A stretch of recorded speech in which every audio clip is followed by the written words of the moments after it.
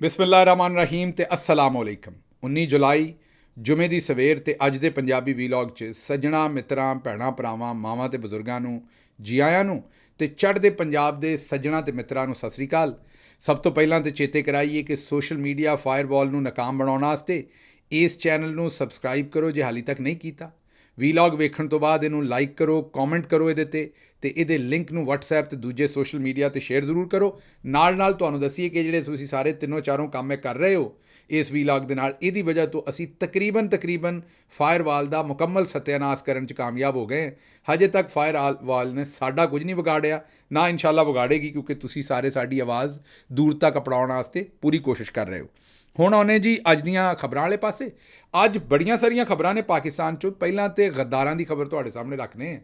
ਗੱਦਾਰੇ ਵਤਨ ਦੇ ਪੋਸਟਰ ਲੱਗੇ ਨੇ ਪੂਰੇ ਇਸ ਵੇਲੇ ਇਸਲਾਮਾਬਾਦ ਰਾਵਲਪਿੰਡੀ ਦੇ ਵਿੱਚ, ਔਰ ਬੜੀਆਂ ਜਗ੍ਹਾ ਦੇ ਉੱਤੇ ਇਹ ਜਨਾਬ ਹੋਰਡਿੰਗਸ ਔਰ ਬਿਲ ਬੋਰਡਸ ਔਰ ਪੋਸਟਰਸ ਸਾਨੂੰ ਤੇ ਇੰਜ ਫਰੀ ਦੀ ਮਸ਼ਹੂਰੀ ਦੇ ਰਹੀ ਹੈ ਪਾਕਿਸਤਾਨ ਦੀ ਇਸਟੈਬਲਿਸ਼ਮੈਂਟ। ਬੜੀਆਂ ਸੈਲੈਬਰਿਟੀਜ਼, ਤੁਹਾਨੂੰ ਪਤਾ ਹੈ ਕਿ ਉਹਨਾਂ ਦੀ ਕਿਸੇ ਦੇ ਲਕਸ ਦੇ ਸਾਬਣ ਦੇ ਨਾਲ ਲੱਗੇ ਹੁੰਦੇ ਨੇ ਮਸ਼ਹੂਰੀਆਂ ਪਾਕਿਸਤਾਨ ਦੇ ਵਿੱਚ, ਤੇ ਕਿਸੇ ਦੇ ਪੈਪਸੀ ਕੋਲਾ ਦੇ ਨਾਲ ਲੱਗੇ ਹੁੰਦੇ ਨੇ। ਸਾਡੇ ਵੀ ਉਹੀ ਬਿਲ ਬੋਰਡ ਜਿਨ੍ਹਾਂ ਦੇ ਉੱਤੇ ਇਹ ਸਾਰਾ ਕੁਝ ਲੱਗਦਾ ਹੈ, ਉੱਥੇ ਕੁਝ ਪਾਕਿਸਤਾਨ ਤੋਂ ਬਾਹਰ ਬੈਠੇ ਹੋਏ ਕੋਈ 10-15 ਲੋਕ ਜਿਹੜੇ ਨੇ ਜਾਂ 12-14 ਲੋਕ ਨੇ, ਉਹਨਾਂ ਨੂੰ ਗੱਦਾਰੇ ਵਤਨ ਕਿਹਾ ਗਿਆ ਅਤੇ ਉਹਨਾਂ ਦੀਆਂ ਤਸਵੀਰਾਂ ਅਤੇ ਉਹਨਾਂ ਦੇ ਉੱਤੇ ਲਾਈਟਾਂ ਵੀ ਲੱਗੀਆਂ ਨੇ। ਤਸਵੀਰਾਂ ਦੇ ਉੱਤੇ ਬੜੇ ਬਿਲ ਬੋਰਡ ਲੱਗੇ ਨੇ, ਥੱਲੇ ਉਹਨਾਂ ਦੇ ਨਾਂ ਵੀ ਲਿਖੇ ਨੇ ਕਿ ਹੋ ਸਕਦਾ ਮਤਾ ਕੋਈ ਨਾ ਜਾਣਦਾ ਹੋਵੇ ਸ਼ਹਬਾਜ਼ ਗਿੱਲ ਕੌਣ ਹੈ ਜਾਂ ਫਲਾਣਾ ਬੰਦਾ ਕੌਣ ਹੈ, ਥੱਲੇ ਨਾਂ ਵੀ ਲਿਖਿਆ ਔਰ ਲਿਖਿਆ ਵੀ ਇਹ ਗੱਦਾਰੇ ਵਤਨ ਨੇ, ਇਹ ਦੁਸ਼ਮਨਾਨੇ ਵਤਨ ਨੇ। ਇਹਨਾਂ ਦੀ ਵਜ੍ਹਾ ਤੋਂ ਪਾਕਿਸਤਾਨ ਦੇ ਵਿੱਚ ਇਸਤਹਿਕਾਮ ਪੈਦਾ ਨਹੀਂ ਹੋਣ ਡਿਆ। ਅਗਰ ਇਹ ਬੰਦੇ ਨਾ ਹੋਣ, ਇਸ ਸ਼ਰਪਸੰਦ ਟੋਲੇ ਤੋਂ ਜਾਨ ਛੁੱਟ ਜਾਏ ਤਾਂ ਫਿਰ ਪਾਕਿਸਤਾਨ ਦੇ ਵਿੱਚ ਜਿਹੜਾ ਉਹ ਸਾਰਾ ਜਨਾਬੇ ਵਾਲਾ ਕੰਮਕਾਰ ਠੀਕ ਹੋ ਜਾਏ। ਸ਼ੁਕਰ ਇਹ ਕਰੋ ਮੈਂ ਤੁਹਾਨੂੰ ਦੱਸਿਆ ਵੀ ਇੱਥੇ ਜਿਹੜਾ ਉਹ ਬਸ਼ਾਰਤ ਮਸੱਲੀ ਦੀ ਤਸਵੀਰ ਨਹੀਂ ਲਾ ਦਿੱਤੀ, ਕਿਉਂਕਿ ਉਹਦਾ ਵੀ ਜ਼ਿਕਰ ਮੈਂ ਅਕਸਰ ਕਰਦਾ ਰਹਿੰਦਾ।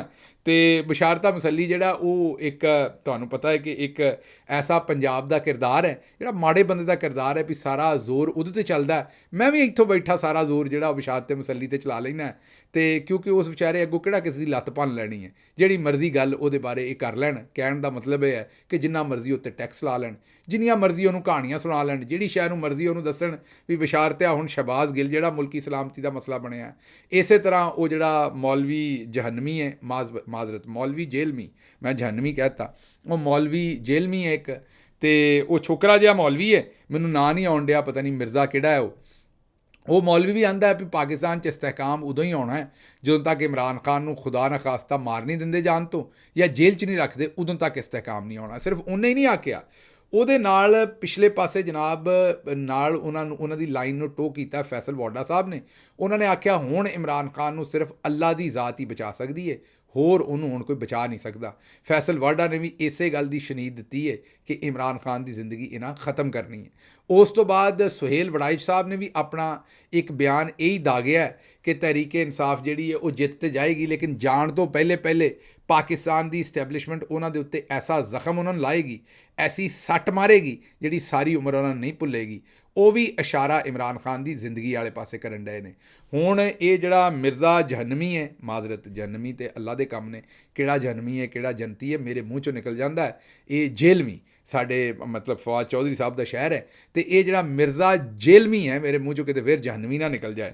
ਇਹ ਜਿਹੜਾ ਮਿਰਜ਼ਾ ਜੇਲਮੀ ਹੈ ਉਹਨੇ ਵੀ ਆਖਿਆ ਕਿ ਇਮਰਾਨ ਖਾਨ ਨਾਲ ਇਹ ਕਰਨਾ ਹੈ, ਉੱਤੋਂ ਫੈਸਲ ਵਾਡਾ ਸਾਹਿਬ ਨੇ ਵੀ ਆਖਿਆ, ਅਤੇ ਉੱਤੋਂ ਜਨਾਬੇ ਵਾਲਾ ਹੁਣ ਸੁਹੇਲ ਵੜਾਈਚ ਸਾਹਿਬ ਵੀ ਇਹੀ ਤਬਸਰਾ ਦਿੰਦੇ ਨੇ। ਅਤੇ ਇਹਦਾ ਮਤਲਬ ਹੈ ਵੀ ਉਹ ਜਿਹੜਾ ਇਸਤਹਿਕਾਮ ਲਿਆਉਣਾ ਸੀ ਨਾ, SIFC ਅਤੇ $100 ਅਰਬ ਅਤੇ ਇਹ ਅਤੇ ਉਹ ਸਾਰਾ, ਅਤੇ ਹੁਣ ਜਿਹੜਾ ਨਾ ਉਹ ਨਿਕਲ ਗਿਆ। ਉਹ ਤੇ ਸਾਰਾ ਜਿਹੜਾ ਨਾ ਉਹ ਇੰਝ ਹੀ ਹੈ ਜਿਵੇਂ ਸ਼ਾਇਦ ਨਿਕਲਦੀ ਹੱਥੋਂ ਉਂਝ ਉਹ ਨਿਕਲ ਗਈ ਹੈ। ਅਤੇ ਹੁਣ ਇਹਨਾਂ ਨੂੰ ਸਮਝ ਨਹੀਂ ਆਉਣ ਡਈ ਵੀ ਕਰੀਏ ਕੀ। ਹੁਣ ਮੇਰਾ ਖਿਆਲ ਹੈ ਵੀ ਇੱਕੋ ਹੀ ਕੰਮ ਇਹਨਾਂ ਦੇ ਕੋਲ ਰਹਿ ਗਿਆ ਵੀ ਮਜ਼ੀਦ ਇੱਥੇ ਉਲਟੇ ਕੰਮ ਕਰੋ। ਇਹ ਜਿਵੇਂ ਬੈਨਰ ਲਾਏ ਨੇ ਗੱਦਾਰੇ ਵਤਨ, ਵੀ ਅਸੀਂ ਕਿਹੜਾ ਐਟਮ ਬੰਬ ਦਾ ਕੋਡ ਉੱਥੋਂ ਚੋਰੀ ਕਰਕੇ ਵੇਚ ਛੱਡਿਆ, ਜਾਂ ਅਸੀਂ ਜਨਾਬੇ ਵਾਲਾ ਤੁਹਾਡੇ ਘਰ ਦੀ ਘੰਟੀ ਵਜਾ ਕੇ ਉੱਥੋਂ ਭੱਜ ਆਏ, ਤੁਹਾਨੂੰ ਸੁੱਤੇ ਪਿਆਂ ਠਾਲ ਦਿੱਤਾ ਹੈ। ਅਸੀਂ ਤਾਂ ਮੁਲਕ ਦੇ ਵਿੱਚ ਫਰੀਡਮ ਆਫ ਸਪੀਚ ਦੀ ਗੱਲ ਕਰਦੇ ਹਾਂ, ਰੂਲ ਆਫ ਲਾਅ ਦੀ ਗੱਲ ਕਰਦੇ ਹਾਂ, ਅਸੀਂ ਡੈਮੋਕ੍ਰੇਸੀ ਦੀ ਗੱਲ ਕਰਦੇ ਹਾਂ, ਫਰੀ ਐਂਡ ਫੇਅਰ ਇਲੈਕਸ਼ਨ ਦੀ ਗੱਲ ਕਰਦੇ ਹਾਂ, ਇਮਰਾਨ ਖਾਨ ਦੇ ਉੱਤੇ ਜਿਹੜੇ ਝੂਠੇ ਮੁਕੱਦਮੇ ਕੀਤੇ ਨੇ, ਜ਼ਨਾਨੀਆਂ ਨੂੰ ਜਿਹੜਾ ਜੇਲ੍ਹਾਂ 'ਚ ਰੱਖਿਆ ਉਹਦੇ ਖਿਲਾਫ ਗੱਲ ਕਰਦੇ ਹਾਂ। ਕਿਹੜੀ ਅਸੀਂ ਇਹੋ ਜਿਹੀ ਗੱਲ ਅਲੋਕਾਰ ਕਰ ਦਿੱਤੀ? ਅਲੋਕਾਰ ਦਾ ਮਤਲਬ ਹੁੰਦਾ ਹੈ ਮਤਲਬ ਹੁੰਦਾ ਉਹਦਾ ਅਨੋਖੀ ਗੱਲ, ਅਤੇ ਅਸੀਂ ਕਿਹੜੀ ਇਹੋ ਜਿਹੀ ਅਲੋਕਾਰ ਗੱਲ ਕਰ ਦਿੱਤੀ ਹੈ ਵੀ ਜਿਹੜਾ ਤੁਹਾਨੂੰ ਐਡੀ ਪੀੜ ਹੈ ਵੀ ਇਹ ਸਾਰੇ ਬੰਦੇ ਜਨਾਬ ਇਹਨਾਂ ਸਾਰਿਆਂ ਦੀਆਂ ਤਸਵੀਰਾਂ ਮੇਰੇ ਸਮੇਤ ਲਾ ਕੇ ਅਤੇ ਜਨਾਬ ਗੱਦਾਰੇ ਵਤਨ ਉਹਨਾਂ ਨੂੰ ਕਰਾਰ ਦਿੱਤਾ ਹੈ। ਅਤੇ ਇਹ ਹੁਣ ਤੁਸੀਂ ਖਸੂਸੀ ਤੌਰ 'ਤੇ ਮੁਹਰਮ ਦਾ ਮਹੀਨਾ ਹੈ, ਇਮਰਾਨ ਖਾਨ ਵਾਸਤੇ ਭਾਵੇਂ 1 ਰੁਪਏ ਦਾ ਸਦਕਾ ਦਿਓ, ਜਿੰਨਾ ਵੀ ਤੁਹਾਡੇ ਕੋਲ, ਕਿਉਂਕਿ ਤੁਹਾਡੇ ਵਾਸਤੇ ਖਲੋਤਾ ਹੈ, ਇਸ ਲਈ ਤੁਹਾਡੀ ਵੀ ਜ਼ਿੰਮੇਵਾਰੀ ਹੈ ਇਮਰਾਨ ਖਾਨ ਨਾਲ ਖਲੋਣਾ। ਕੋਈ ਤੁਸੀਂ ਉਹਦੇ 'ਤੇ ਇਮਰਾਨ ਖਾਨ 'ਤੇ ਅਹਿਸਾਨ ਨਹੀਂ ਕਰਨਾ। ਅਤੇ ਜਿੰਨੀਆਂ ਵੀ ਮੇਰੀਆਂ ਮਾਵਾਂ ਭੈਣਾਂ ਸੁਣਦੀਆਂ ਨੇ, ਤੁਹਾਡੀਆਂ ਦੁਆਵਾਂ ਖਸੂਸੀ ਕਬੂਲ ਹੁੰਦੀਆਂ ਨੇ। ਤੁਸੀਂ ਇਮਰਾਨ ਖਾਨ ਦੀ ਜ਼ਿੰਦਗੀ ਵਾਸਤੇ ਹੁਣ ਤੋਂ ਦੁਆਵਾਂ ਜ਼ਰੂਰ ਕਰਨੀਆਂ ਨੇ। ਭਾਵੇਂ 1 ਰੁਪਏ ਦਾ ਸਦਕਾ ਦਿਓ ਅਤੇ ਭਾਵੇਂ ਅੰਡੇ ਦਾ ਸਦਕਾ ਦਿਓ, ਜਿਹੜੀ ਸ਼ਾਇਦ ਮੈਨੂੰ ਨਹੀਂ ਪਤਾ, ਮੈਂ ਮੌਲਵੀ ਕੋਈ ਨਹੀਂ ਵੀ ਕਾਹਦਾ ਸਦਕਾ ਹੁੰਦਾ ਅਤੇ ਕਾਹਦਾ ਨਹੀਂ ਹੁੰਦਾ। ਬਹਰਹਾਲ ਸਦਕਾ ਜ਼ਰੂਰ ਦਿਓ। ਇਮਰਾਨ ਖਾਨ ਵਾਸਤੇ ਦੁਆ ਜ਼ਰੂਰ ਕਰੋ, ਕਿਉਂਕਿ ਸਾਰੇ ਜਿੰਨੇ ਦੇ ਜਿੰਨੇ ਵੀ ਯਜ਼ੀਦੀਅਤ ਦੇ ਪੈਰੋਕਾਰ ਨੇ ਉਹਦੇ ਪਿੱਛੇ ਚੜੇ ਨੇ, ਉਹ ਅੱਗੋਂ ਡਟ ਕੇ ਖਲੋਤਾ ਹੈ। ਅਤੇ ਤੁਸੀਂ ਉਹਦੇ ਵਾਸਤੇ ਦੁਆ ਕਰਨੀ ਹੈ ਵੀ ਹੁਣ ਰੱਬ ਦੀ ਮਿਹਰ ਜਿਹੜੀ ਹੈ, ਰੱਬ ਦੀ ਜਿਹੜੀ ਰਹਿਮਤ ਹੈ ਉਹਦੇ ਨਾਲ ਹੋਵੇ, ਤਾਂ ਕਿ ਇਹ ਉਹਦਾ ਕੁਝ ਨਾ ਕਰ ਸਕਣ। ਅੱਛਾ ਜੀ, ਅਗਲੀ ਖਬਰ ਜਿਹੜੀ ਤੁਹਾਨੂੰ ਦੇਣੀ ਹੈ ਉਹ ਇਹ ਦੇਣੀ ਹੈ ਕਿ ਸਿੰਧ ਦੀ ਹਾਈ ਕੋਰਟ ਨੇ ਬੜਾ ਚੰਗਾ ਇੱਕ ਫੈਸਲਾ ਕੀਤਾ।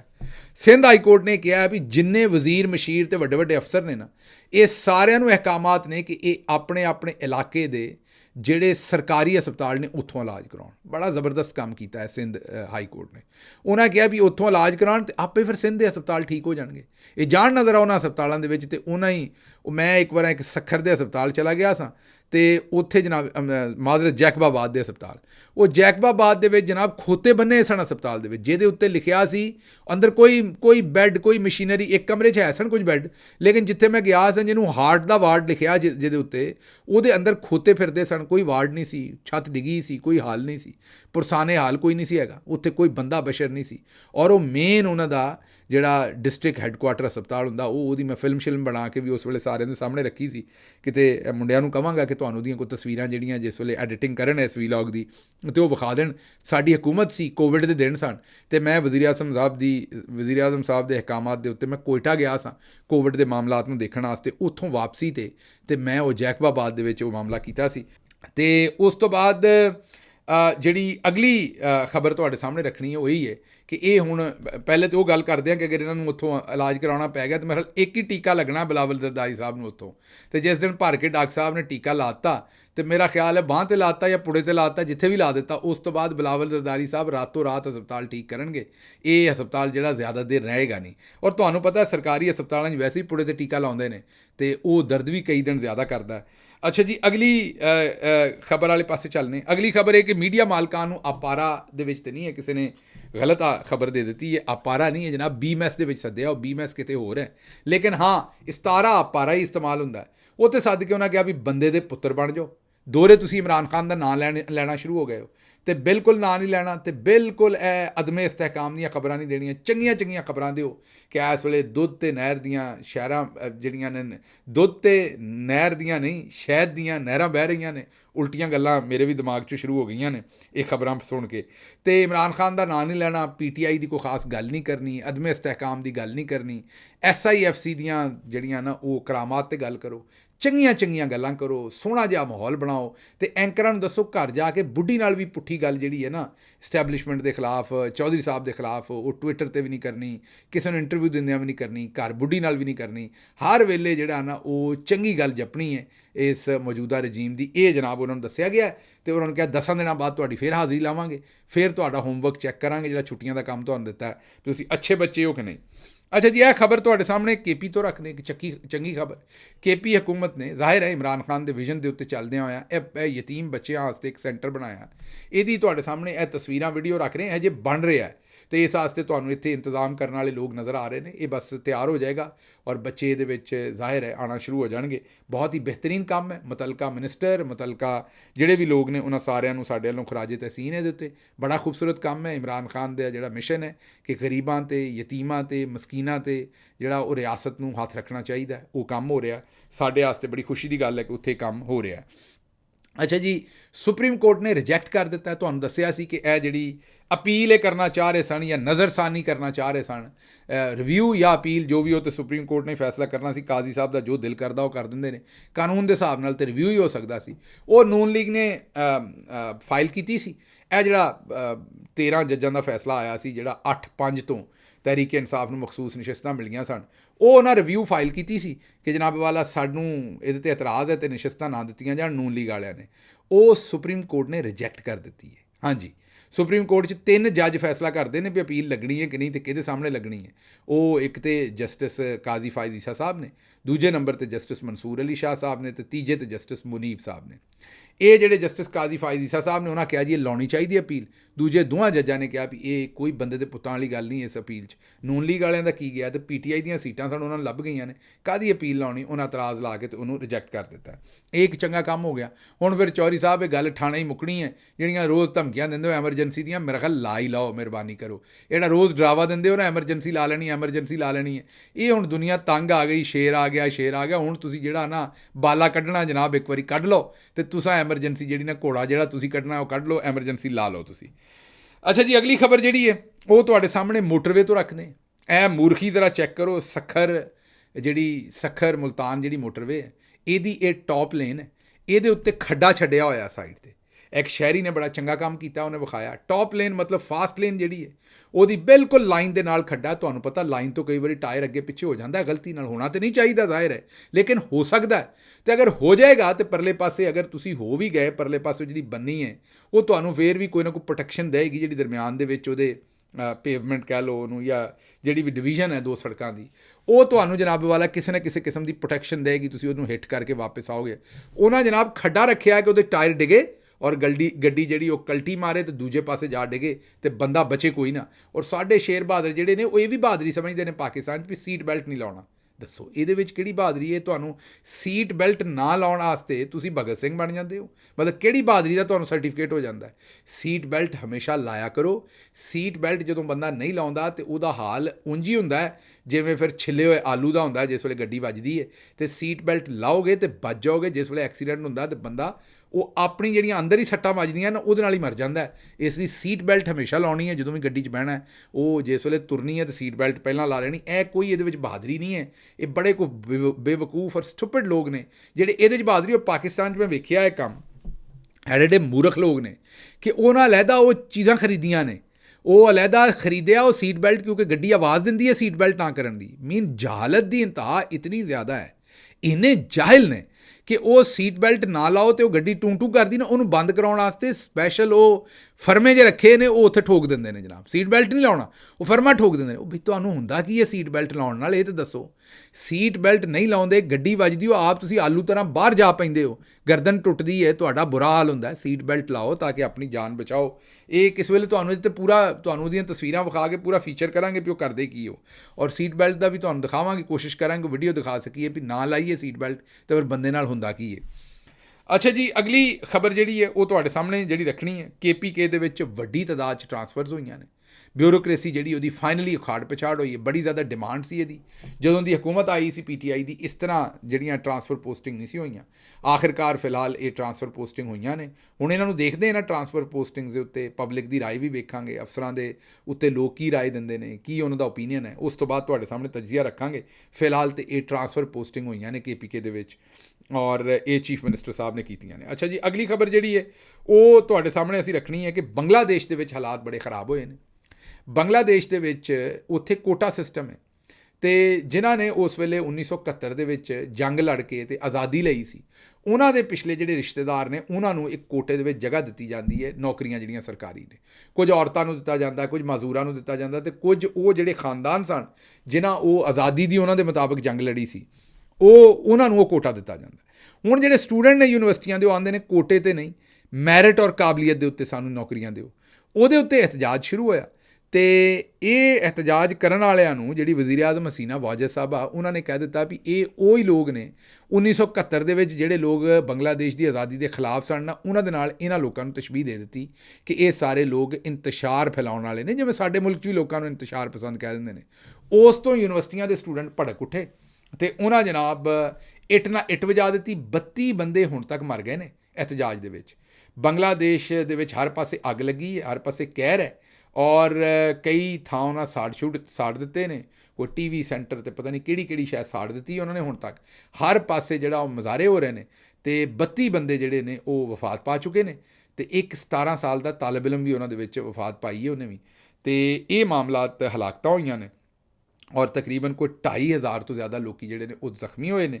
ਔਰ ਜਿਹੜੀ ਇਹ ਹਸੀਨਾ ਵਾਜਦ ਸਾਹਿਬਾ ਨੇ ਉਹਨਾਂ ਨੂੰ ਬੜਾ ਹੀ ਇਸ ਵੇਲੇ ਮੁਸ਼ਕਿਲਾਤ ਨੇ। ਇਹ ਸ਼ੇਖ ਮੁਜੀਬੁਰ ਰਹਿਮਾਨ ਦੀ ਬੇਟੀ ਹੈ ਜਿਹੜੀ ਇਸ ਵੇਲੇ ਉੱਥੇ ਵਜ਼ੀਰ ਆਜ਼ਮ ਹੈ, ਅਤੇ ਇਹ 2 ਹੀ ਬੇਟੀਆਂ ਬਚੀਆਂ ਸਨ ਸ਼ੇਖ ਮੁਜੀਬੁਰ ਰਹਿਮਾਨ ਦੀਆਂ। ਬਾਕੀ ਸਾਰੇ ਤੇ ਜਿਹੜੇ ਨੇ ਉਹ ਜਦੋਂ ਉਹਨਾਂ ਨੂੰ ਕਤਲ ਕੀਤਾ ਗਿਆ ਸੀ ਉਹਦੇ ਵਿੱਚ ਹੀ ਉਹਨਾਂ ਦੇ ਸਾਰੇ ਦੋਨੋਂ ਬੇਟੇ ਕਤਲ ਕਰ ਦਿੱਤੇ ਸਨ, ਅਤੇ ਇਹ ਉਹਨਾਂ ਦੀ 2 ਬੇਟੀਆਂ ਬਚ ਗਈਆਂ ਸਨ, ਜਿਨ੍ਹਾਂ ਦੇ ਵਿੱਚੋਂ ਇੱਕ ਹਸੀਨਾ ਵਾਜਦ ਸਾਹਿਬਾ ਨੇ। ਇਹ ਮਾਮਲਾ ਚੱਲ ਰਿਹਾ ਜੀ ਆਪਣਾ ਬੰਗਲਾਦੇਸ਼ 'ਚ। ਨਾਲ ਤੁਹਾਨੂੰ ਸ੍ਰੀਲੰਕਾ ਦੀ ਖਬਰ ਦਿੰਦੇ। ਸਾਡੇ ਅਦਮੇ ਇਸਤਹਿਕਾਮ ਤੇ ਇਸਤਹਿਕਾਮ ਵੇਚਿਆ ਜਾ ਰਿਹਾ। ਸ੍ਰੀਲੰਕਾ ਦੇ ਵਿੱਚ ਪਿਛਲੇ ਸਾਲ ਤੁਹਾਨੂੰ ਪਤਾ ਅਪ੍ਰੈਲ ਦੇ ਵਿੱਚ ਉੱਥੇ ਸਾਰਾ ਕੁਝ ਜੋ ਕੁਝ ਹੋਇਆ ਸੀ ਤੁਹਾਡੇ ਸਾਹਮਣੇ ਸੀ ਕਿ ਉੱਥੇ ਦਿਵਾਲੀਆ ਹੋਇਆ ਉਹਨਾਂ ਦਾ ਮੁਲਕ, ਔਰ ਫਿਰ ਉਹਨਾਂ ਨੇ ਜੁਲਾਈ 20 ਨੂੰ ਪਿਛਲੇ ਸਾਲ ਇਲੈਕਸ਼ਨ ਕਰਵਾਏ, ਔਰ ਇਲੈਕਸ਼ਨ ਦੇ ਵਿੱਚ 99.11% ਪਬਲਿਕ ਨੇ ਵੋਟ ਪਾਇਆ। 99.11%, ਸਮਝ ਰਹੇ ਹੋ ਨਾ, 100% ਹੀ ਹੋ ਗਿਆ ਤਕਰੀਬਨ, ਸਾਰਿਆਂ ਨੇ ਵੋਟ ਪਾਇਆ। ਔਰ ਵੋਟ ਪਾਉਣ ਤੋਂ ਬਾਅਦ ਜਿਹੜੀ ਹਕੂਮਤ ਬਣੀ ਉੱਥੇ ਨਾ ਕੋਈ ਕਾਜ਼ੀ ਸੀ, ਨਾ ਕੋਈ ਫਾਰਮ 47, ਨਾ 45, ਨਾ ਚੌਧਰੀ, ਨਾ ਕਿਸੇ ਫਾਰਮ ਖੋਏ, ਨਾ ਕਿਸੇ ਲਾਠੀਆਂ ਮਾਰੀਆਂ, ਨਾ ਅਗਵਾ ਬਰਾਏ ਬਿਆਨ, ਕੋਈ ਕੰਮ ਨਹੀਂ ਹੋਇਆ। ਉਹਨਾਂ ਜਨਾਬੇ ਵਾਲਾ ਉਹਨਾਂ ਨੂੰ ਵੋਟ ਪਾਉਣ ਦਿੱਤੇ ਲੋਕਾਂ ਨੂੰ। ਫ੍ਰੀ ਐਂਡ ਫੇਅਰ ਇਲੈਕਸ਼ਨ ਹੋਇਆ। ਜਿਹੜਾ ਸਦਰ ਬਣਿਆ ਉਹ ਤਾਕਤਵਰ ਸੀ, ਉਹਨੇ ਆ ਕੇ ਰਿਫਾਰਮਸ ਕੀਤੀਆਂ। ਪਹਿਲੀ ਰਿਫਾਰਮ ਉਹਨੇ ਜਿਹੜੀ ਹੈ, ਇੱਕ ਜ਼ਿਹਨ 'ਚ ਰੱਖਣਾ, ਉਹ ਮੁਲਕ ਦਿਵਾਲੀਆ ਹੋਇਆ। ਇਹ ਦਿਵਾਲੀਆ ਹਜੇ ਸਾਨੂੰ ਤੇ ਆਉਂਦੇ ਨਾ ਹੋਣ ਲੱਗਾ, ਹੋ ਗਿਆ, ਬਸ ਉਹ ਹੋ ਚੁੱਕਿਆ। ਦਿਵਾਲੀਆ ਹੋਣ ਤੋਂ ਬਾਅਦ ਉਹਨਾਂ ਨੇ ਆਪਣੀ ਮਈਸ਼ਤ ਦੇ ਵਿੱਚ ਕੋਸ਼ਿਸ਼ ਕੀਤੀ ਰਿਫਾਰਮਸ ਕਰਨ ਦੀ। ਸਭ ਤੋਂ ਪਹਿਲੇ ਐਨਰਜੀ ਸੈਕਟਰ ਹੈ, ਜਿਹੜੇ ਬਿਜਲੀ ਦੇ ਬਿੱਲ ਸ਼ਿਲ ਨੇ, ਇਹਨਾਂ 'ਚ ਰਿਫਾਰਮ ਕੀਤੀ। ਇਸ ਵੇਲੇ 28% ਉਹਨਾਂ ਨੇ ਬਿਜਲੀ ਦੇ ਬਿੱਲ ਦੇ ਵਿੱਚ ਕਮੀ ਕਰ ਦਿੱਤੀ ਹੈ। ਕਿੰਨੀ ਜੀ? 28%। ਸਾਡੇ ਜਿਹੜੀ ਉਹ 200-300% ਇਜ਼ਾਫੇ ਕਰਨ ਨੂੰ ਫਿਰਦੇ ਨੇ, ਉਹਨਾਂ 28% ਕਮੀ ਕੀਤੀ ਬਿਜਲੀ ਦੇ ਬਿੱਲਾਂ ਦੇ ਵਿੱਚ। ਸਿਰਫ ਇਸ ਲਈ ਕਿ ਗਵਰਨਮੈਂਟ ਤਗੜੀ ਹੈ, ਆਵਾਮ ਦੇ ਵੋਟਾਂ ਨਾਲ ਆਈ ਹੈ, ਉਹਨਾਂ ਰਿਫਾਰਮ ਕੀਤੇ ਨੇ। ਉਹ ਕੋਈ ਚੋਰ ਡਾਕੂ ਨਹੀਂ ਆਏ। ਇਹ ਜਿਹੜੇ ਆਏ ਨੇ ਇਹਨਾਂ ਨੇ ਫਿਰ ਉਹ ਮਹਿੰਗੇ ਕਾਰਖਾਨੇ ਲਾਉਣੇ ਨੇ, ਆਪਣੇ ਕਿਕਬੈਕਸ ਲੈਣੇ ਨੇ ਅਤੇ ਤੁਹਾਨੂੰ ਵੇਚ ਦੇਣਾ। ਅੱਛਾ ਜੀ, ਅੱਗੇ ਤੁਹਾਡੇ ਚਿੱਠੀ ਪੱਤਰ ਕੋਈ 2-3 ਰੱਖੀਏ। ਪਹਿਲੀ ਤੇ ਉਹਨਾਂ ਨੇ ਮਿਰਜ਼ਾ ਜਿਹੜਾ ਮਿਰਜ਼ਾ ਜੇਲਮੀ, ਉਹਦੇ ਬਾਰੇ ਉਹਨਾਂ ਕਿਹਾ ਜੀ ਮਿਰਜ਼ਾ ਸਾਹਿਬ ਦੀ ਮਿਸਾਲ ਹੈ ਕਿ ਨਾਰੇ ਹੁਸੈਨੀਅਤ ਦੇ ਅਤੇ ਯਾਰੀਆਂ ਯਜ਼ੀਦ ਨਾਲ। ਇਹ ਗੱਲ ਤੁਹਾਡੀ ਠੀਕ ਹੈ, ਇਹਨਾਂ ਦੀਆਂ ਯਾਰੀਆਂ ਯਜ਼ੀਦ ਨਾਲ ਨੇ ਸਾਰਿਆਂ ਦੀਆਂ, ਅਤੇ ਨਾਰੇ ਹੁਸੈਨੀਅਤ ਦੇ ਨੇ, ਅਤੇ ਬਸ ਸਾਨੂੰ ਸਮਝਦੇ ਨੇ ਵੀ ਅਸੀਂ ਸਾਰੇ ਤੇ ਚੇ ਹੀ ਹੈ, ਬਸ ਆਪਣਾ ਕੰਮ ਚਲਾ ਰਹੇ ਨੇ। ਅੱਛਾ ਜੀ, ਅਗਲੀ ਜਿਹੜੀ ਗੱਲ ਹੈ, ਉਹਨਾਂ ਨੇ ਇੱਕ ਮਸ਼ਵਰਾ ਦਿੱਤਾ ਹੈ ਜੀ, ਬੜਾ ਅੱਛਾ ਔਰ ਸਾਇਬ ਮਸ਼ਵਰਾ ਹੈ। ਇਹ ਮੇਰੇ ਜ਼ਿਹਨ 'ਚ ਵੀ ਸੀ, ਸੱਚੀ ਗੱਲ ਹੈ, ਬੜੇ ਦਿਨਾਂ ਤੋਂ ਮੇਰੀ ਜ਼ਿਹਨ 'ਚ ਸੀ, ਲੇਕਿਨ ਮੈਂ ਇਹਨੂੰ ਇਸ ਤੋਂ ਨਹੀਂ ਸੀ ਕਰ ਰਿਹਾ ਕਿ ਅਰਸ਼ਦ ਮੇਰਾ ਬੜਾ ਕਰੀਬੀ ਦੋਸਤ ਸੀ। ਮੈਂ ਕਰਦਾ ਅਤੇ ਮੈਨੂੰ ਇਹ ਲੱਗਣਾ ਸੀ ਕਿ ਯਾਰ ਕਿਤੇ ਉਹ ਜਿਸ ਤਰ੍ਹਾਂ ਤੁਸੀਂ ਕਹਿੰਦੇ ਹੋ ਨਾ ਕਿ ਆਪਣੇ ਟੱਬਰ ਨੂੰ, ਆਪਣੇ ਖਾਨਦਾਨ ਨੂੰ, ਆਪਣੇ ਦੋਸਤਾਂ ਨੂੰ, ਆਪਣੇ ਰਿਸ਼ਤੇਦਾਰਾਂ ਨੂੰ ਲੋਕ ਨਵਾਜ਼ਦੇ ਨੇ, ਉਹ ਉੱਥੇ ਜਨਾਬ ਸੀਟਾਂ ਉਹਨਾਂ ਨੂੰ ਕਹਿੰਦੇ ਨੇ ਕਿ ਜੀ ਉਹਨਾਂ ਨੂੰ ਸੀਟਾਂ ਦਿਓ। ਇਹ ਮੈਂ ਕਰਨਾ ਚਾਹੁੰਦਾ ਸਾਂ, ਲੇਕਿਨ ਖਾਮੋਸ਼ ਸਾਂ ਕਿ ਕਿਤੇ ਇਹ ਨਾ ਸੋਚਣ ਲੋਕ ਕਿ ਅਰਸ਼ਦ ਮੇਰਾ ਯਾਰ ਸੀ, ਅਤੇ ਉਸ ਹਿਸਾਬ ਨਾਲ ਮੋੜ ਕੇ ਮੈਂ ਜਿਹੜਾ ਨਾ ਉਹ ਉਸ ਪਾਸੇ ਜਾ ਰਿਹਾ। ਇਹਨਾਂ ਨੇ ਕਿਹਾ ਕਿ ਅਰਸ਼ਦ ਸ਼ਰੀਫ ਸਾਹਿਬ ਦੀ ਜਿਹੜੀ ਬੇਵਾ ਨੇ, ਜਾਂ ਉਹਨਾਂ ਦੇ ਘਰ ਦੇ ਵਿੱਚ ਉਹਨਾਂ ਦੀ ਵਾਲਦਾ, ਉਹਨਾਂ ਨੂੰ ਜਾਂ ਉਹਨਾਂ ਦੀ ਬੇਵਾ ਨੂੰ ਕਿਸੇ ਨੂੰ ਇੱਕ ਖਵਾਤੀਨ ਦੀ ਜਿਹੜੀ ਮਖਸੂਸ ਨਸ਼ਿਸਤ ਹੈ ਉਹ ਦਿੱਤੀ ਜਾਏ। ਅੱਛਾ, ਉਹਨਾਂ ਨੂੰ ਹੁਣ ਲੋੜ ਹੈ ਇਸ ਨਸ਼ਿਸਤ ਦੀ? ਬਿਲਕੁਲ ਨਹੀਂ, ਹੋ ਸਕਦਾ ਕਬੂਲ ਵੀ ਨਾ ਕਰਨ, ਲੇਕਿਨ ਔਨਰ ਕਰਨ ਵਾਸਤੇ ਮੇਰੇ ਖਿਆਲ 'ਚ ਮੇਰੀ ਪਾਰਟੀ ਨੂੰ ਇਹ ਜ਼ਰੂਰ ਆਫਰ ਕਰਨੀ ਚਾਹੀਦੀ ਹੈ। ਅਗਰ ਅਰਸ਼ਦ ਸ਼ਰੀਫ ਦੀ ਵਾਲਦਾ ਜਾਂ ਉਹਨਾਂ ਦੀ ਬੇਵਾ ਅਸੈਂਬਲੀ 'ਚ ਆਏਗੀ, ਅਤੇ ਜਿਨ੍ਹਾਂ ਨੇ ਉਹਨਾਂ ਨੂੰ ਸ਼ਹੀਦ ਕਰਵਾਇਆ ਉਹਨਾਂ ਦੇ ਮੂੰਹ ਦੇ ਉੱਤੇ ਇੱਕ ਜ਼ਨਾਟੇਦਾਰ ਥੱਪੜ ਹੋਏਗਾ ਕਿ ਉਹਨਾਂ ਦੀ ਵਾਲਦਾ ਜਦੋਂ ਉੱਥੇ ਖਲੋ ਕੇ ਤਕਰੀਰ ਕਰੇਗੀ ਜਾਂ ਉਹਨਾਂ ਦੀ ਬੇਵਾ। ਇਸ ਲਈ ਮੈਂ ਇਹ ਤੁਹਾਡਾ ਮਸ਼ਵਰਾ ਵੀ ਲੈ ਲਿਆ, ਇਹਨੂੰ ਮੈਂ ਪੋਲੀਟੀਕਲ ਕਮੇਟੀ 'ਚ ਵੀ ਰੱਖਾਂਗਾ, ਇਹਨੂੰ ਮੈਂ ਕੋਰ ਕਮੇਟੀ 'ਚ ਵੀ ਰੱਖਾਂਗਾ, ਔਰ ਖਾਨ ਸਾਹਿਬ ਤੱਕ ਵੀ ਕੋਸ਼ਿਸ਼ ਕਰਾਂਗਾ ਅਪਣਾਉਣ ਦੀ। ਹੁਣ ਮੈਨੂੰ ਨਹੀਂ ਪਤਾ ਕਿ ਅਪੜ ਜਾਏਗਾ ਮੈਸੇਜ ਕਿ ਨਹੀਂ, ਔਰ ਕੋਸ਼ਿਸ਼ ਕਰਾਂਗਾ ਕਿ ਉਹਨਾਂ ਤੱਕ ਮੈਸੇਜ ਅਪੜੇ ਇਸੇ ਤਰੀਕੇ ਨਾਲ ਤੁਹਾਡਾ। ਔਰ ਇਹ ਬੜਾ ਤੁਹਾਡਾ ਜ਼ਬਰਦਸਤ ਮਸ਼ਵਰਾ ਹੈ। ਇਹ ਉਹਨਾਂ ਨੂੰ ਕੋਈ ਸੀਟ ਨਾ, ਉਹਨਾਂ ਨੇ ਸੀਟ ਦੇ ਉੱਤੇ ਆ ਕੇ ਉਹਨਾਂ ਕੁਝ ਹਾਸਲ ਕਰਨਾ ਹੈ ਨਾ ਉਹਨਾਂ ਨੂੰ ਚਾਹੀਦੀ ਹੈ, ਲੇਕਿਨ ਇਹ ਕੁਝ ਚੀਜ਼ਾਂ ਜਿਹੜੀਆਂ ਹੁੰਦੀਆਂ ਨੇ ਨਾ, ਉਹਨਾਂ ਦੀ ਜਿਹੜੀ ਇੱਕ ਫੇਸ ਵੈਲਿਊ ਉਹਨਾਂ ਚੀਜ਼ਾਂ ਦੀ ਜਿਹੜੀ ਆ ਇੰਟਲੈਕਚੁਅਲੀ ਉਹ ਕਿੰਨੀਆਂ ਇੰਪੋਰਟੈਂਟ ਹੁੰਦੀਆਂ ਨੇ, ਉਹ ਉਸ ਵਾਸਤੇ ਮੇਰੇ ਖਿਆਲ ਦੇ ਵਿੱਚ ਇਹ ਤੁਹਾਡਾ ਬੜਾ ਅੱਛਾ ਮਸ਼ਵਰਾ ਹੈ। ਅੱਛਾ ਜੀ, ਅੱਗੇ ਉਹਨਾਂ ਨੇ ਕਿਹਾ ਕਿ ਇਹ ਅਗਲਾ ਮਸ਼ਵਰਾ ਵੀ ਜਿਹੜਾ ਇਸ ਤੋਂ ਪਹਿਲੇ ਜਿਹੜਾ ਮਸ਼ਵਰਾ ਹੈ ਉਹ ਮੁਹੰਮਦ ਇਮਰਾਨ ਸਾਹਿਬ ਦਾ, ਅਗਲਾ ਅਮਜਦ ਰਾਜਪੂਤ ਸਾਹਿਬ ਦਾ। ਉਹਨਾਂ ਕਿਹਾ ਜੀ ਮਖਸੂਸ ਨਸ਼ਿਸਤਾਂ ਦੇ ਹਵਾਲੇ ਅਰਸ਼ਦ ਸ਼ਰੀਫ ਸਾਹਿਬ ਦੀ ਬੇਗਮ, ਜਾਂ ਮਤਲਬ ਕਿ ਉਹਨਾਂ ਦੀ ਘਰ ਦੀ ਕਿਸੇ ਵੀ ਖਾਤੂਨ ਦਾ ਨਾਂ ਜਿਹੜਾ ਉਹ ਜ਼ਰੂਰ ਹੋਣਾ ਚਾਹੀਦਾ। ਇਹਨਾਂ ਨੇ ਕਿਹਾ ਜੀ ਅਗਲਾ ਜੀ ਜਾਂਜ਼ੇਬ ਅਬਾਸੀ ਸਾਹਿਬ ਨੇ, ਅਤੇ ਉਹਨਾਂ ਕਿਹਾ ਗਿੱਲ ਸਾਹਿਬ ਮੈਂ ਸਾਊਦੀ ਅਰਬ ਦੇ ਵਿੱਚ ਹਾਂ, ਗੱਡੀ ਸਟਾਰਟ ਕਰਦਾ ਅਤੇ ਪਹਿਲਾਂ YouTube ਦੇ ਉੱਤੇ ਤੁਹਾਡਾ ਵੀਲਾਗ ਸੁਣਦਾ, ਉਸ ਤੋਂ ਬਾਅਦ ਗੱਡੀ ਡਰਾਈਵ ਕਰਨਾ ਸ਼ੁਰੂ ਕਰਦਾ, ਮਤਲਬ ਖਲੋਤਾ ਹੀ ਸੁਣਦਾ। ਮੂਰਖਾ ਤੇਲ ਉੱਤੇ ਅਰਬੀਆਂ ਦਾ ਜ਼ਾਇਆ ਕਰ ਰਿਹਾ। ਉਹਨਾਂ ਨੂੰ ਅਗਰ ਪਤਾ ਲੱਗ ਗਿਆ ਵੀ ਸ਼ਹਬਾਜ਼ ਗਿੱਲ ਦਾ ਵੀਲਾਗ ਸੁਣਨ ਦੇ ਚੱਕਰ 'ਚ ਖਲੋਤੀ ਗੱਡੀ ਨੂੰ ਹੀ ਤੂੰ ਜਿਹੜਾ ਵਾਹੀ ਜਾ ਰਿਹਾ ਹੈ, ਅਤੇ ਇਹ ਕਿਤੇ ਮੇਰਾ ਨਾ ਉੱਥੇ ਜਿਹੜਾ ਦਾਖਲੇ 'ਤੇ ਪਾਬੰਦੀ ਲੱਗੇ। ਮੇਦ ਪਾਕਿਸਤਾਨ 'ਚ ਅੱਗੇ ਅਰਸ਼ ਹੈ, ਤੈਨੂੰ ਪਤਾ ਹੈ ਕਿ ਬਲਾਕ ਹੋਈ ਖੜੀ ਹੈ, ਅਤੇ ਹੁਣ ਉੱਧਰਲੇ ਪਾਸੇ ਨੂੰ ਵੀ ਅਗਰ ਬਲਾਕ ਕਰਵਾ ਦੇਂਗੇ ਤਾਂ ਕਿਤੇ ਉਮਰਾ ਕਰਨ ਜੋਗੇ ਵੀ ਨਾ ਰਵਾਂਗੇ, ਤੇਰੀ ਮਿਹਰਬਾਨੀ ਹੈ। ਉਹਨਾਂ ਆਖਿਆ ਲੋਕ ਮਿਊਜ਼ਿਕ ਸੁਣਦੇ ਨੇ ਅਤੇ ਮੈਂ ਗਿੱਲ ਸਾਹਿਬ ਸਿਰਫ ਤੁਹਾਨੂੰ ਸੁਣਦਾ, ਅਤੇ ਚਲੋ ਜੀ ਤੁਹਾਡੀ ਮਿਹਰਬਾਨੀ ਹੈ, ਲੇਕਿਨ ਇਹ ਗੱਡੀ ਜਿਹੜੀ ਹੈ ਮੇਰਾ ਵੀਰ, ਇਹ ਚੱਲਦਿਆਂ ਸੁਣ ਲਿਆ ਕਰ, ਕਿਉਂਕਿ ਸੁਣਨਾ ਤਾਂ ਕੰਨਾਂ ਨਾਲ ਹੀ ਹੈ ਨਾ। ਅਤੇ ਚਲੋ ਜੀ, ਅਗਲੀ ਗੱਲ ਜਿਹੜੀ ਹੈ, ਅਗਲੀ ਗੱਲ ਤਾਰਿਕ ਚੌਧਰੀ ਸਾਹਿਬ ਕਹਿੰਦੇ ਨੇ ਕਿ ਗਿੱਲ ਸਾਹਿਬ ਤੁਹਾਡਾ ਪੰਜਾਬੀ ਵੀਲੌਗ ਸੁਣਿਆ, ਅਰਸ਼ ਸ਼ਰੀਫ ਨਾਲ ਜਿਸ ਤਰ੍ਹਾਂ ਜ਼ੁਲਮ ਕਰਕੇ ਉਹਨੂੰ ਕਤਲ ਕੀਤਾ ਗਿਆ, ਅੱਲਾਹ ਤਾਲਾ ਉਹਨਾਂ ਦੇ ਉਹਦੇ ਜਿਹੜੇ ਜ਼ਾਲਮ ਨੇ, ਜਿਹੜੇ ਉਹਦੇ ਜ਼ਿੰਮੇਦਾਰ ਨੇ, ਉਹਨਾਂ ਨੂੰ ਅੰਜਾਮ ਤੱਕ ਜ਼ਰੂਰ ਪਹੁੰਚਾਏਗਾ ਇੰਸ਼ਾਅੱਲਾ। ਅੱਲਾਹ ਦੇ ਹਾਂ ਦੇਰ ਹੈ ਅੰਧੇਰ ਕੋਈ ਨਹੀਂ ਹੈ। ਅੱਲਾਹ ਤਾਲਾ ਇਮਰਾਨ ਖਾਨ ਔਰ ਉਹਦੇ ਸਾਥੀਆਂ ਦੀ ਮਦਦ ਫਰਮਾਏ ਔਰ ਉਹਨਾਂ ਦਾ ਖਾਸ ਖਿਆਲ ਰੱਖੇ। ਇਹ ਤੁਸੀਂ ਜਿਹੜੀ ਦੁਆ ਕੀਤੀ ਅਰਸ਼ ਸ਼ਰੀਫ ਵਾਸਤੇ ਬੜੀ ਜ਼ਰੂਰੀ ਹੈ। ਇੰਸ਼ਾਅੱਲਾ ਅੱਲਾਹ ਜਿਹੜਾ ਇਹਦੇ ਉੱਤੇ ਜ਼ਰੂਰ इंसाफ फरमाएगा। अगे जनाब ये शहबाज भाई मुझे 117 यूनिट का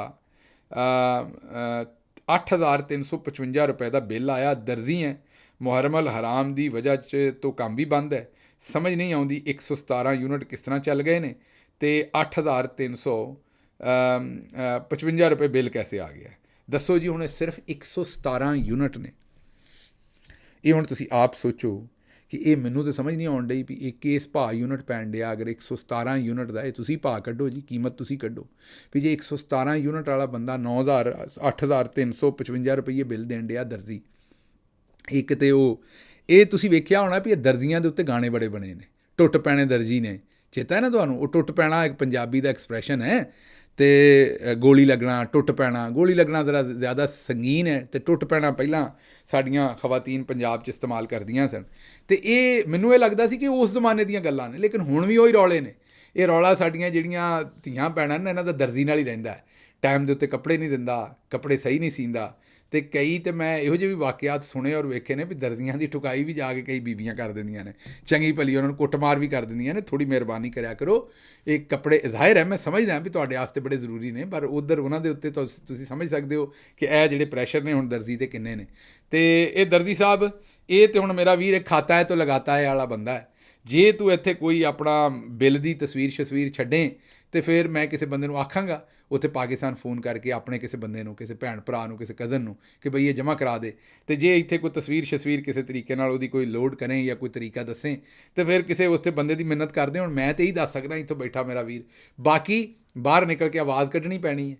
ये कोई एक बारी तेरा बिल जमा करा देगा, दूसरी वारी करा देगा, ये तो मेरा वीर जूड़ा आप ही चुकना पैना। वो बंगलादेश वालियां ने भी चुकिया। ज़ाहिर मैं नहीं आंदा भी बाहर निकल के कतलो गारत करो या बाहर निकल के तुसीं जिहड़ा वो अग्गां शग्गां लाओ, लेकिन जिहड़ा तुहाडा जमहूरी हक है कि बाहर निकल के आवाज़ बुलंद करो भी यह लुੱਟਮਾਰ की है, वो तो ज़रूर करो ना। तो ये ਜਦੋਂ तक तुसीं नहीं करना उदों तक काम नहीं होना। अगला कॉमेंट जिहड़ा वो उज़मा नासिर साडी बेटी है, उन्हें कहा जी IMF बड़ा सियाणा है, अमीरां नूं कुਝ नहीं कहंदा, गरीबां दा खून चूसदा है। ਇਹ ਤੁਸੀਂ बड़ी खूबसूरत गल कीती। अमीरां नूं आंदा है बेटा, अमीरां नूं भी आंदा है वो, लेकिन ये क्योंकि अशराफिया ने फैसले करने होंगे, आंदा टैक्स ज़्यादा लवो। अशराफिया जी है वो तनख्वाह वालियां दे उत्ते टैक्स 70% कर दिंदी है। हालांकि टैक्स जिहड़ा वो तो कारपोरेट दे जिहड़े बड़े बड़े मगरमच्छ ने उन्हां ते वधाया जा सकदा सी, लेकिन उधर नहीं। वो आंदा है कि जनाब जरनैलां नूं ते ब्यूरोक्रेटां नूं प्रॉपर्टी दे वड्डे वड्डे टैक्स माफ़, तो काशकार ते टैक्स लाउणा है, तनख्वाह वाले ते टैक्स लाउणा है। तो वो IMF नहीं है कहिंदा इन्हां नूं, ये अग्गों आप पुट्ठे काम करदे ने। तो इसलिए तुहाडी और साडी जिहड़ी जिंदगी अजाब च है। लो जी, मैनूं दिओ हुण इजाजत ते रब रख।